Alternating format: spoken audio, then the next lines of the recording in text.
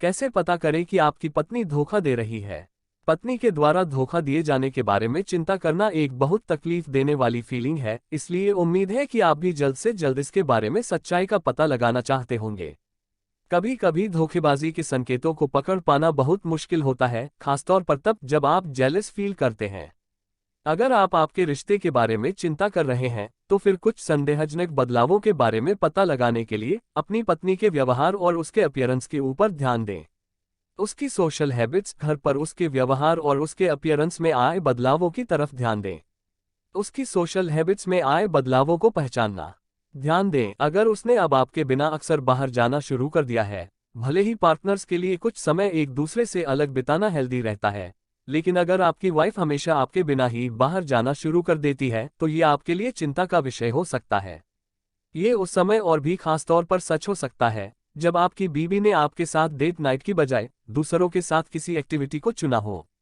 अगर उसने हफ्ते में कई बार बाहर अकेले या फिर फ्रेंड्स के साथ जाना शुरू कर दिया है, एक नोट बनाकर रखें। ऐसा हो सकता है कि वो आपके अलावा भी किसी और से रिश्ता रख रही है। हालांकि दोनों ही पार्टनर्स के लिए एक दूसरे से अलग भी टाइम स्पेंड करना दोनों के लिए नॉर्मल और हेल्दी होता है। आपकी वाइफ की गर्ल्स नाइट पर या फिर ऑफिस के बाद कुछ टाइम बाहर ही रहने की इच्छा से ऐसा अंदाजा मत लगा ले कि उसका किसी के साथ अफेयर ही चल रहा है। अगर आपकी वाइफ अक्सर सोशल मीडिया का यूज करती है, तो फिर जब वो रात में बाहर जाए तब उसकी प्रोफाइल चेक करें। अगर वो गर्ल्स के साथ में उसकी गर्ल्स नाइट की या फिर हैप्पी आवर की पिक्चर्स पोस्ट कर रही है, तो फिर शायद वो आपसे झूठ नहीं कह रही है। अगर आपकी वाइफ काफी लंबे समय से पहुंच के बाहर है, तो इस पर ध्यान दें। अगर आपकी वाइफ अचानक से अपने कॉल्स का जवाब देना और आपके मैसेज का रिप्लाई करना बंद कर देती है, तो फिर ये शायद एक चिंता का विषय हो सकता है। नोटिस करें, अगर आपको हफ्ते में कई बार इस तरह से रिप्लाई मिलने में मुश्किल आए, साथ ही दिन के जिस समय पर ऐसा हो, उस समय को भी नोटिस करें। जब वो आपको कोई बहाना बताए, तब उससे सवाल करें और देखें अगर उसकी स्टोरी में कोई बदलाव आए, और ध्यान दें अगर उसके ऐसा करने के पीछे की वजह उचित लगे। उदाहरण के लिए, मान लेते हैं आपकी वाइफ नॉर्मली ऑफिस में होते समय आपके टेक्स्ट का जवाब दिया करती है, लेकिन काफी समय से वो रिस्पॉन्ड ही नहीं कर रही है। उससे पूछे कि आखिर चल क्या रहा है। ऐसा भी हो सकता है कि वो एक बड़े प्रोजेक्ट पर काम कर रही है और इसलिए वो बिजी हो गई है, लेकिन ऐसा भी हो सकता है कि वो किसी और के साथ में टाइम स्पेंड कर रही है या फिर वो उनके मैसेज को प्रायोरिटी दे रही है।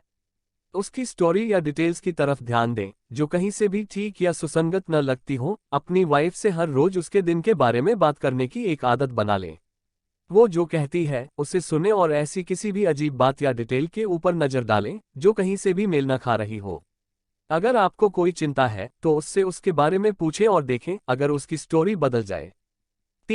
उदाहरण के लिए, मान ले कि आपकी वाइफ कहती है कि उसने उसकी किसी फीमेल कोवर्कर के साथ में लंच किया, लेकिन फिर बाद में वो आपसे उसी कोवर्कर के एक पूरे हफ्ते के लिए ऑफिस से छुट्टी पर होने के बारे में शिकायत करती है।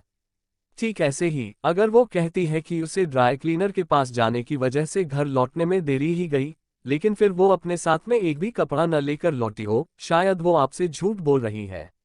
एक बोनस की तरह अपनी वाइफ के साथ में उसके दिन के बारे में बात करना आपके रिश्ते के लिए भी अच्छा होगा। अगर वो उसके किसी नए फ्रेंड के बारे में बात करना शुरू कर दे, तो उसे ध्यान से सुने। किसी नए रिश्ते के बारे में कई सारी स्टोरीज सुनाने की इच्छा होना नॉर्मल है। अगर आपकी वाइफ आपको धोखा दे रही है, तो फिर वो उस इंसान के बारे में अक्सर कुछ न कुछ बात करेगी जिसके साथ में वो आपको धोखा दे रही है, फिर चाहे वो इस बात को सीक्रेट ही क्यों न रखना चाहती हो। नोटिस करें, अगर वो आपको किसी के बारे में काफी सारी स्टोरी सुना रही हो, फिर चाहे वो मेल हो या फीमेल, ये इस बात का एक संकेत हो सकता है कि उनका रिश्ता फ्रेंडशिप से कहीं ज्यादा है। उदाहरण के लिए, मान लेते हैं कि आपकी वाइफ अचानक उसके नए कोवर्कर जय के बारे में काफी सारी स्टोरी बताने